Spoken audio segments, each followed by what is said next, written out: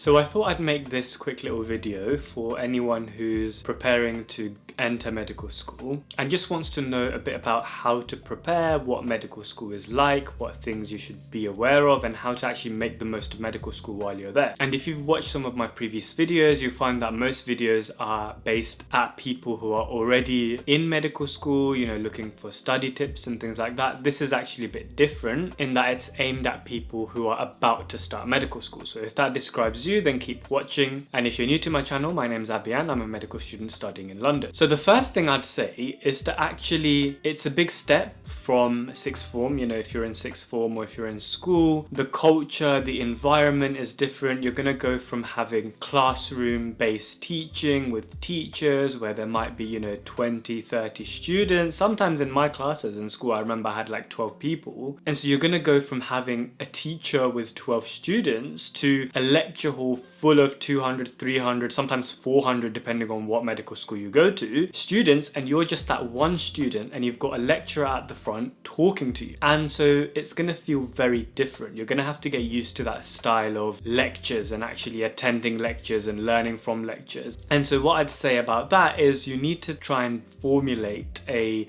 study workflow that works for you. So the first couple of weeks will just be settling in, and it will be, you know, getting used to this new culture and environment, meeting new people, everything. But when it comes down to actually talking about the actual medical school content, the study aspect, then it's all about experimenting and trying to see what works for you. Ultimately, you might decide actually, you know, live lectures may not work for you. Some people find that they prefer to watch lectures recorded back so they can, you know, view it in their own time. They can fast forward it, they can play it at a higher speed, they can rewind it to see things they missed upon, they can pause it to make notes and then resume it. Some people might actually find that being in that live lecture forces them to listen to what the lecturers are saying, and it's a bit more engaging. And so it's all about experimenting and seeing what works for you initially. And, you know, also about developing your learning style, because there's going to be so much content, it's going to be overwhelming, but you're going to find a way to adapt. Is it that you like visual things, so you're going to start making notes which have lots of pictures and diagrams? You know, especially for anatomy, it's all about learning, you know, things in the human body, so using diagrams and illustrations and pictures for anatomy is going to be very useful. I suggest you, if you haven't heard of Anki already, look into it. I've made a whole playlist on how to use Anki in medical school, because this is the single one thing, if I were to go back and start first year again, what I would change in terms of how I studied. If I had used Anki, oh my god, anatomy would be such a breeze. Like, I only discovered Anki late in medical school, but this is one video I wish I had someone telling me to actually use Anki in medical school. But luckily for you, I've got that entire playlist on what even is Anki for complete beginners, how to get started, how to use it, and how to create a system that works for you. So check out my playlist if you're interested in that. And on the topic of developing your learning style and understanding how it is that you learn, it's important to, you know concepts such as active recall, spaced repetition, because these are shown to be the most effective ways to actually study. And so since I mentioned my Anki playlist, I thought I'd also mention my Learning How to Learn playlist, which is essentially a playlist where I go through how we actually learn information so you can develop a study technique that works for you. So I'll link, you know, everything I mention in the video description for you to click later on the video. So the second thing is learn how to manage your time. That's because the amount of content you'll be thrown in medical school is going to be a big jump, as I said. And, you know, you could spend your entire life just studying, making sure you know the content really well, but then that means you'll be sacrificing your social life. You may not make many friends or any friends if you just sit down and study and do nothing but that. You won't be immersing yourself into that uni culture and joining societies and this, that, and the other. And to be quite fair, it's not necessary to pass your exams, especially in first year. You could, if you want, wing the year, cram at the end, and still pass. People have done that. It's not what I recommend, but I'm saying you could. So there's no point just spending your entire life just studying and making sure you know the details very, very well, and sacrificing the reason why some people go to uni for the social life, to meet new people, to try out new things. And so it's all about managing your time and developing that threshold of when is enough to actually stop studying, and to stop worrying about knowing the details of every topic you study, and to actually say, okay, right, I'm done for the day today. Let me go and let me have a life. Develop your hobbies, meet new people, find things to do, explore your uni, explore the culture, make new friends. All of this stuff is how you can have a good, enriching, and in fact memorable time at uni. You're not gonna think back at, like I'm in final year now. I'm not gonna think back about when I was in first year about the Krebs cycle and the biochemistry and the molecules I learnt.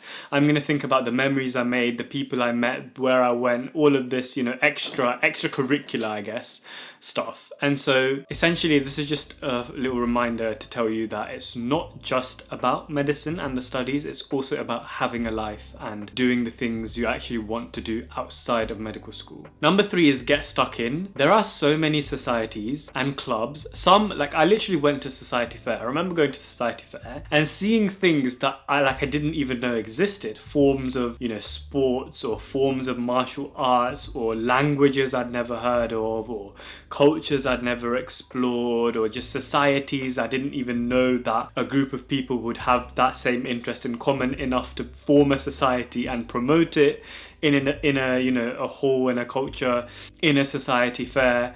And so go to the society fairs, join a couple of societies, sign up. You can always unsubscribe to the email newsletter afterwards, but just sign up to many things, try things out, try new things, and you never know, you could start developing a new passion that you never thought that you'd ever get into. This is the time where you try out new sports, try out new food, try out new culture, meet new people, do new things for the first time. And so just go in and immerse yourself and have fun in the culture of uni. And the next thing I'd say is, actually this is very important, is to take care of yourself, because as I said, the amount of content can be overwhelming. Even being in a lecture hall full of 400 other people can be very overwhelming. You go from knowing the teacher and the teacher knowing your name to literally the teacher, you don't even know sometimes if they're making eye contact at you or not. You might meet people who are a lot smarter than you, and that might lead to you feeling like, you're not smart enough or whatever. But if you've made it through the admissions process, just realize that, they want you, and that this is a feeling that many people have. And so the best thing is to just step back, take care of yourself, take that time for yourself. And what I recommend doing is journaling, getting your thoughts out on paper, or, on video format, or just talking to yourself, or however you journal. Yes, I talk to myself as a form of journaling, but is that weird? I don't know. It doesn't matter. Like, it helps me get my thoughts out and de-stress from the day. If you've got flatmates who are willing to hear your stories and your rants, then you can de-stress that way. Take care of your health. Go to the gym is very important. And one thing I wish someone had told me is that you might run into, some people, because you're going to run into lots of people from different walks of life. Some are going to be nice, some are going to be not so nice. And sometimes the culture especially in medicine, is that people can become a bit too competitive. And when that competitiveness turns into a bit too much, if it turns kind of like malicious or lots of snakery going on and it just doesn't turn very nice, then you need to step yourself away from that situation, let them do them and you do you, which is essentially to say that yes, it may not be good all the time, but you need to be aware and you need to come into that prepared and knowing that, some people may not have your best intentions at heart, and to realize that early on, and to actually move